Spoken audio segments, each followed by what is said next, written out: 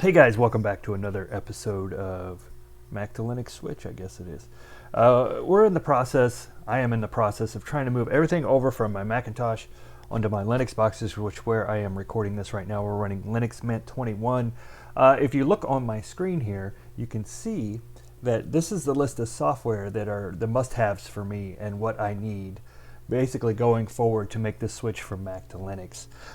Number one on this list is iMovie for video editing, right? So making YouTube videos, etc.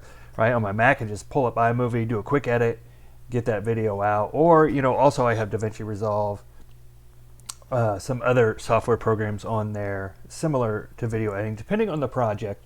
But mainly, I'm going to say iMovie for YouTube. And I have already made that switch to Kdenlive.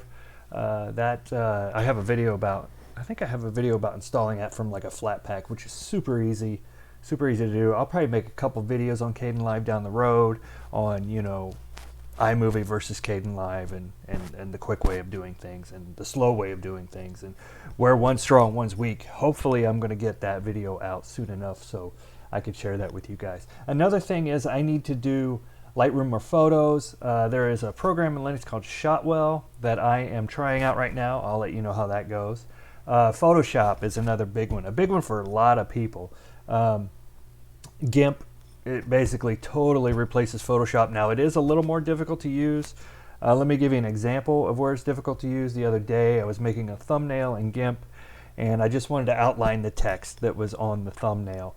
I can do a right click on that layer in Photoshop, choose blending options, do outline, set the pixel width and all that, and it's done. With GIMP, it's much more difficult. You got to set a mask, a path, all that stuff, and it's just a lot more steps, but you can do it. It's doable. So there are some challenges people are going to have because GIMP, like I say, so powerful, super powerful. It's just a little more difficult to use if you're not used to it. Google Docs I used on my Mac. I'm going to continue. That's what this list is made in. So I'm going to continue that. That's an easy one. Luckily for me, I used a lot of open source software already. So I had started to make that transition. So this one's a little bit easier for me, to finally make that jump. That like that Photoshop example, that could be difficult for other people. So we're going to keep working on that. OBS, Open Broadcaster, or I can't remember the name of that one. Anyway, that's what I'm using to record my screen. I use that a lot on my Mac. I also used QuickTime for screen recording, but OBS can do all that function. Ultimaker Cura, and that's for 3D printing. That's open source, so good enough. Can keep using that. Same with OpenSCAD for designing 3D printed, FreeCAD for designing Blender for designing 3D printing. My big challenge, I think, and I'm going to have to do some research on this, is iTunes. Backing up my iPhone. The easy way to do this probably would be to switch to Android, but I'm not going to do that yet. Right? I can pull videos and things easily off my iPhone by just plugging it in. It sees it kind of like a camera. I just pull those off if I, do some shots with my iPhone when I'm out and about making YouTube videos or whatever. If something unexpected comes up, then I can do that. I can probably do a lot of this from iCloud on the web, kind of a pain, right? All my phones should be able to be backed up to iCloud now. So, do I really need iTunes anymore? I don't know. The jury's going to be out on that for a while. I'll have to do an update video on that. Also, there is a screenshot utility. It's a little feather thing on the Mac. Anyway, you can do keystrokes combinations to get a screenshot on a Mac. In Linux, it's a little bit easier. There's a little screenshot tool. You can just pull it up, bang, make a screenshot, add it as a picture into your video, and go on. So use that a lot.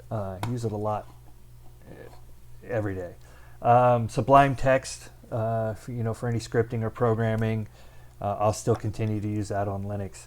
My calendar, right? So I got to figure out a way to sync my iCloud calendar, my Google Calendar, for home, work, right? All that into one calendar so I can print that out and get it on my desk, and I know what I'm going to do that day. That's one of my routine things that I do, right? I got to stay on top of that. Audacity for audio editing. That's another one. GarageBand, which I occasionally use just for fun. I think the program's called LMMS. It could be LMNS.